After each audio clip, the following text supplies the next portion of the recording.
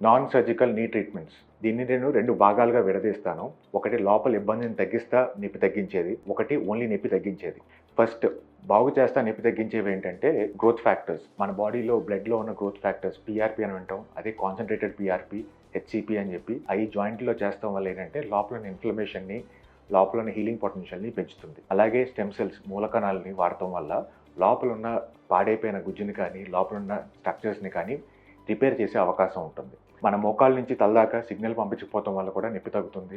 అలాగే steroid injection దానివల్ల లోపల ఏమీ మంచి జరగట్లేదు, టెంపరరీగా సిగ్నల్ ఆపుతుంది వారం నుంచి 3 నెలల మధ్యలో. ఇలా 2 భాగాలు. ఫస్ట్‌ది రిపేర్ చేస్తుందా? సెకండ్‌ది రిపేర్ చేస్తుందా? రిపేర్ చేస్తే మంచిగా అవుతాం బెటరా? ఓన్లీ టెంపరరీగా నొప్పి తగ్గించుకుంటాం బెటరా? అది సాధారణంగా నా ఉద్దేశంలో చెప్పాలి అంటే లోపల రిపేర్ చేసుకుంటాం వల్ల మంచిగా అయితే అది లాంగ్ స్టాండింగ్ ఉంటుంది. మన రీజన్ ఆర్థోస్పోర్ట్‌లో ఈ లేటెస్ట్ రీజనరేటివ్ ట్రీట్మెంట్స్ అంటే మన బాడీ ఓన్ హీలింగ్ పొటెన్షియల్ తోటి జాయింట్లని హీల్ చేసుకునే విధానం ద్వారా మనం ఈ ట్రీట్మెంట్స్ చేస్తూ ఉంటాం.